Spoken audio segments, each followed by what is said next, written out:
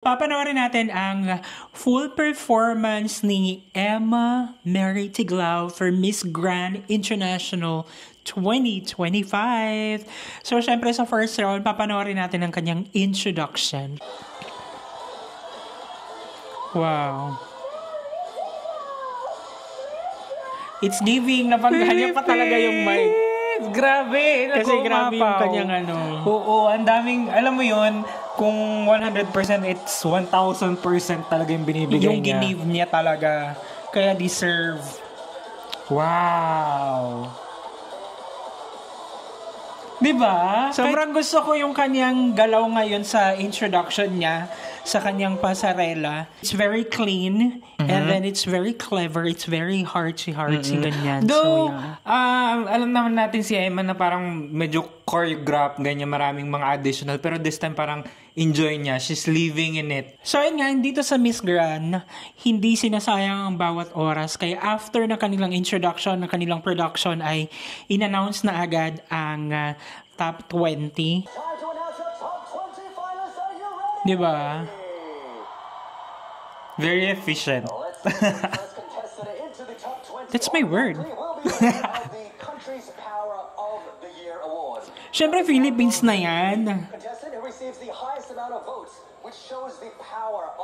Talagang pinakita ng Pilipinas yung pagkakaisa para kay Emma. Yes.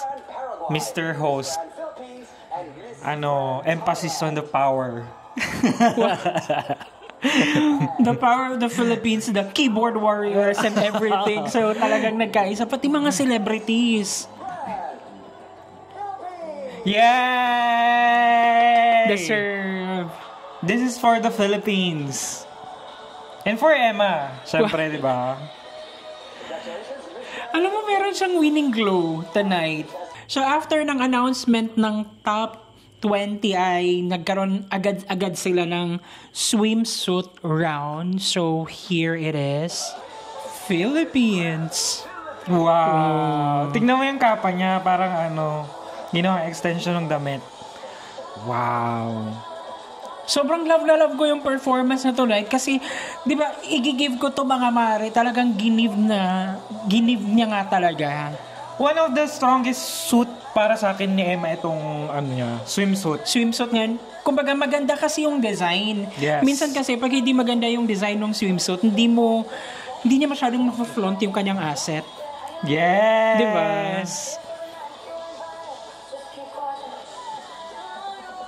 And emote, and arte-arte, ganyan. Sa swimsuit na yun, kung mapapansin mo, hindi siya nag-shampoo. Nakinig siya sa headset siya, ganyan. And diba nga sabi natin, napaka-efficient ng MGI. Yes. And then, sobrang pinapahalaga ng oras. Kaya after ng kanilang swimsuit performance, ay announcement na ng top 10. Yes. At syempre hindi naman tayo kinabahan doon kasi expected na yun sa kanyang performance, di ba? Sa power of the country, ganyan. Papanoorin natin ang top 10 speech ni Emma. As a journalist, my heart is for my country drowned by corruption, for the lives lost to earthquakes and typhoons, and for journalists like Mariam Abu Daga from Gaza, who died for truth. We are not born in fear, but to hope, Grabe. to love, and to live in peace. Peace begins when parents teach Very timely and relevant. leaders embody humility, youth find their purpose, and when we live with empathy Grabe. and kindness, Very hair-raising. Top, kabab, siap, sianti, gransi, sudsusan, tipa. Ayaw, hindi pa kabog.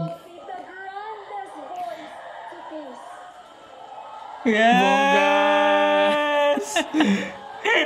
Good job, Emma. Good job. Grabe. Sinamahan niya ng The emotion is there, conviction, lahat. And then, very timely, relate ang all ng madlang people ng Pinas. And, syempre, din siya, nag-Thai siya para makarelate din ng Thai people sa kanyang speech. So, amazing. Kudos to Emma. Performance sa kanyang speech. So, yung gown kasi, yung evening gown sa finals, makes it or breaks it.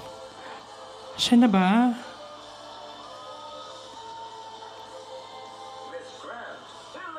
Ay, may Wow. pa-reveal. I love it. Wow. Hala, bawing-bawi. Rays of the sun. Blue, red, tsaka yellow. Philippine flag. Sun yan, no?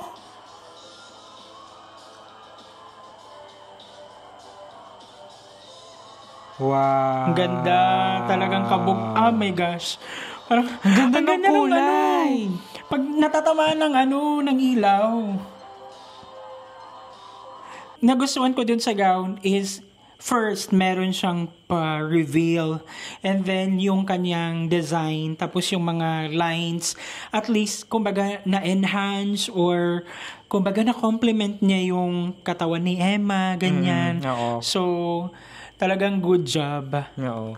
Ako din, gusto ko yung kulay kasi para siyang sobrang, yung maraming levels na hindi lang siya flat na yellow, kumbaga. Kung pag tinatamaan siya ng ilaw, yung ang sinasabi mong curves niya, talagang na-accentuate.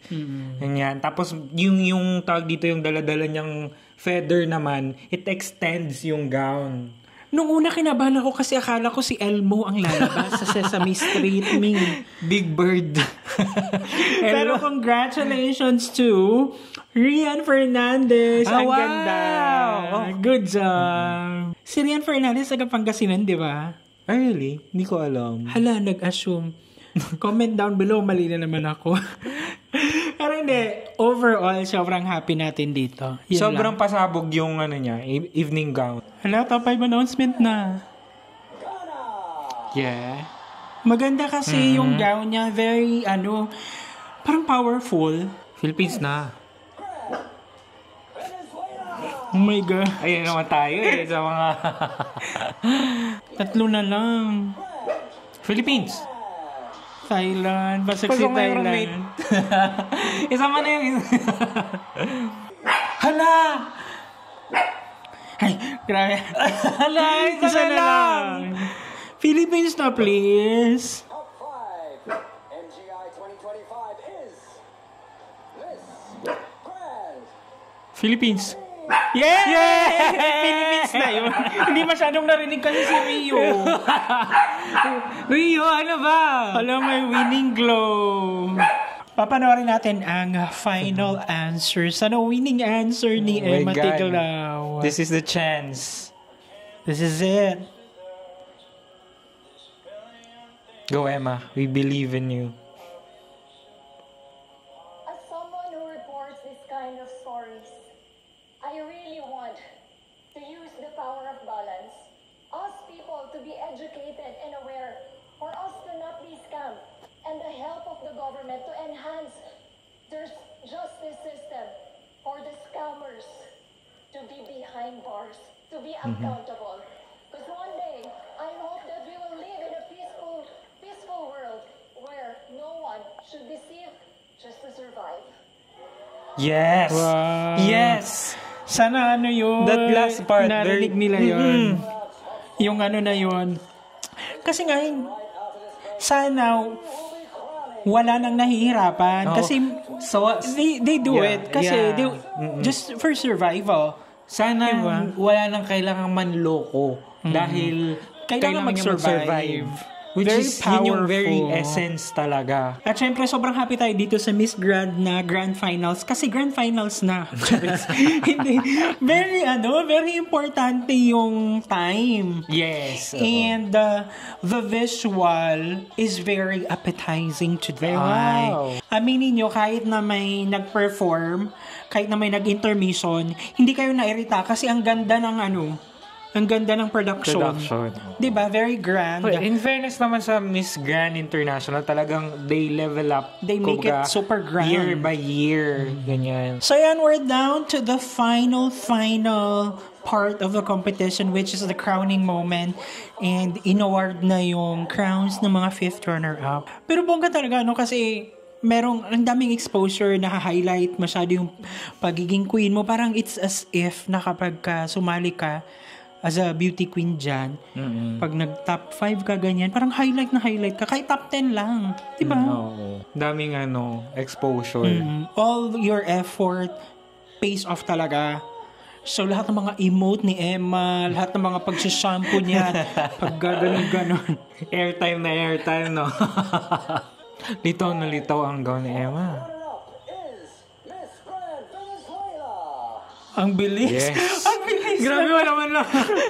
Ang tugdog na. Hindi uso. Oh my gosh. Kaya pati yung crown, sinalbak. Sinalpak. Tas parang, kung naman maaari, ang bilis. Miss Grand Ghana. What? Oh my gosh. Hala, Okay. it's between the mag-roommates. Ang bilis-bilis. Hindi ko... Spain. What? Hala. Hala. Piling ko Wala. ibibigay kay, malakas ang kutob ko, baka ibigay kay Thailand. Pero kung question and answer, Emma. Emma pa rin, oo. Overall, sana. Hala, I'm so happy for them. Gabi, kinakabahan ako. Inipon lahat sa dulo.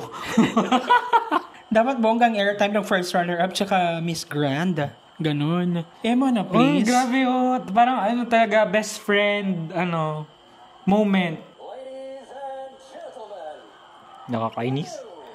Miss Grand International 2025 is Philippines. Miss Grand Philippines. Yes! Yes! Yes! Yes, Emma! Yes, Emma! Yes, Emma!